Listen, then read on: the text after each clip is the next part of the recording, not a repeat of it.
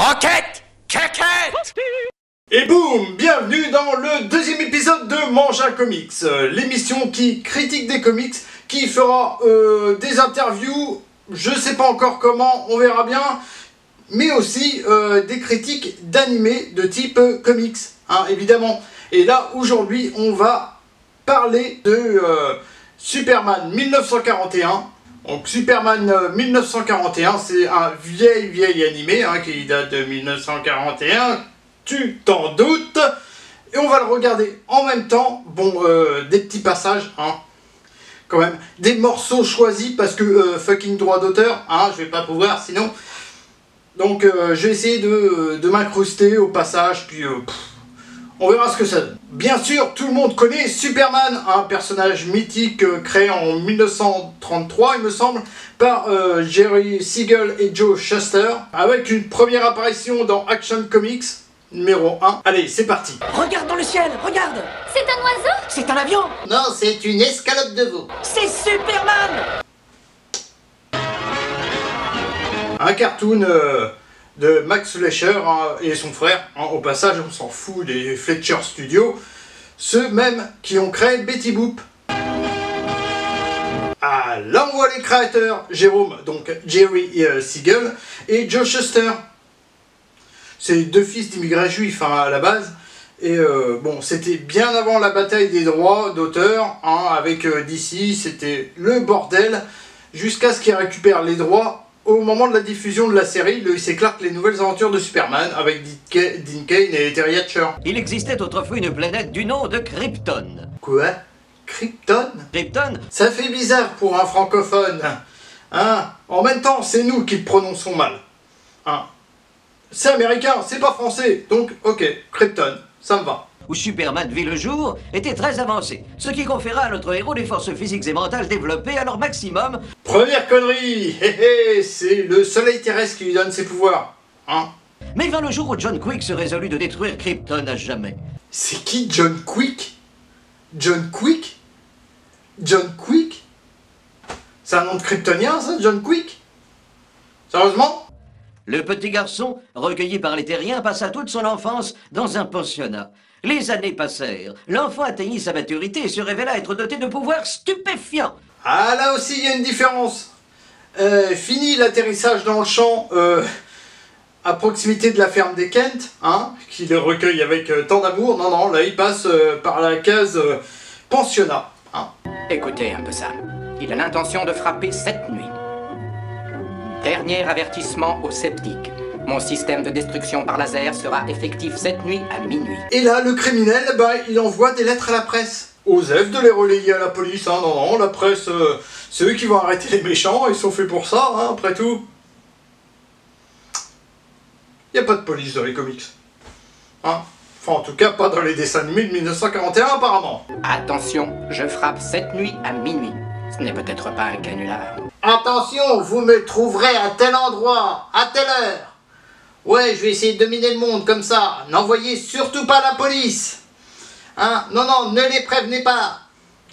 Mais j'habite quand même à tel endroit et vous pourrez me retrouver ici. J'ai peut-être allé grignoter un petit coup, donc rejoignez-moi après. Mais à telle heure, à minuit, c'est bon. Kent, vous prendrez Lois comme assistante.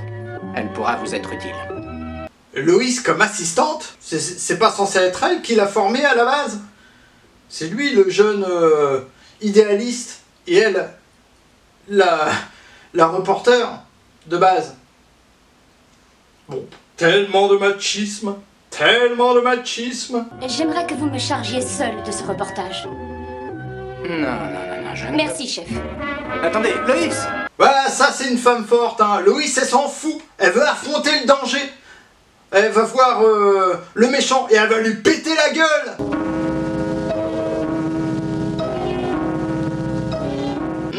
Le gros méchant a un vautour, parce que c'est un gros méchant. Autrement, il n'y aurait pas de vautour, hein. Bon, mais voilà, tout le monde n'a pas un vautour, c'est juste si t'es un gros méchant, t'as le droit à ton vautour. Mon heure de gloire va sonner. Ah, c'est bien, sois pas en retard. T'as diminué aux journalistes, alors hein, faudrait pas que t'arrives à la bourre à ton propre... Oh, puis merde. Note pour la future domination du monde, ne jamais donner de drogue aux vautours. Jamais. Ça, c'est un vautour dressé, il sait ouvrir les portes. Je prépare un article pour les... Bonjour Loïs. Au revoir Loïs. Information de dernière minute. Le savant fou est en train de mettre ses menaces à exécution. Il avait en effet prévenu par plusieurs communiqués de presse qu'il projetait la destruction totale de notre monde ce soir à minuit. Bon, bah apparemment, le gros méchant qui a filé son adresse, bah il bluffait pas. Eh ben. Les forces de l'ordre demandent à tous les citoyens de rester chez eux dans le plus grand calme. Ça, c'est un vrai boulot pour Superman. Et depuis tout ce temps, en fait, Clark, il était juste à son bureau, il glandait que dalle. Pourquoi? On sait pas. Ah, si, oh, elle vous laisse démerder, hein, je la laisse faire. Au moins, elle va pas me faire chier après. Surtout si elle est morte. Mais voilà.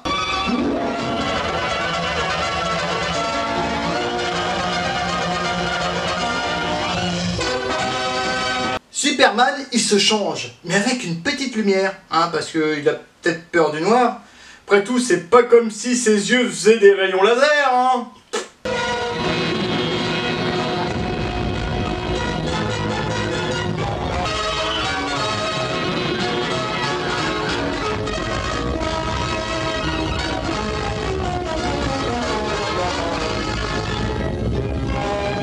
Conseil mémotechnique, hein, quand même, si un bâtiment n'a plus de base, il va tomber. Tu peux essayer de le remettre droit. Il est mort, hein. Il faut reconsolider la base avant. Et encore, normalement, un bâtiment, ça se creuse dans le sol pour pouvoir faire des bonnes fondations. Là, on voit déjà qu'il a...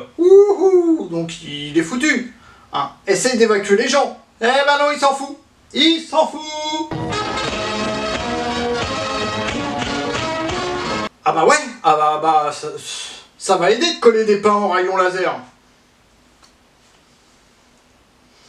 Et il continue, il colle des pains en rayon laser. Bah vas-y, tape le rayon laser. Trou du cul, hein?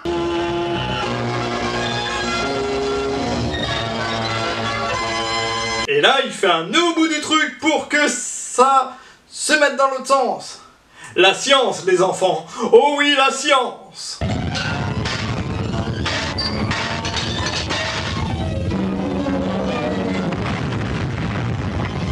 Alors, vu la force du rayon qui a déjà découpé un bâtiment, que même Superman a eu du mal à contenir quand même. Il a réussi en lui collant des pains. Mais là, normalement, il arrive dans l'autre sens et tout pète. Le laboratoire, Loïs devrait être morte, le gros méchant devrait être mort et 5-6 pâtés de maison aux alentours. La science, les enfants, la science!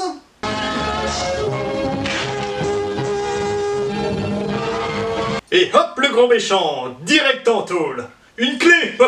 Pour quoi faire? Il va pas s'échapper. Mais félicitations, Loïs. Nous tenons là un super scoop. Oui, patron, grâce à Superman. Et c'est pas grâce à Clark, qui dans l'histoire, hein, surtout s'il veut se faire passer pour Clark Kent et non Superman, bah là, dans ce cas-là, bah, il a strictement rien foutu. On est d'accord. Autrement, il avoue que c'est lui-même Superman et donc qu'a fait tout le boulot.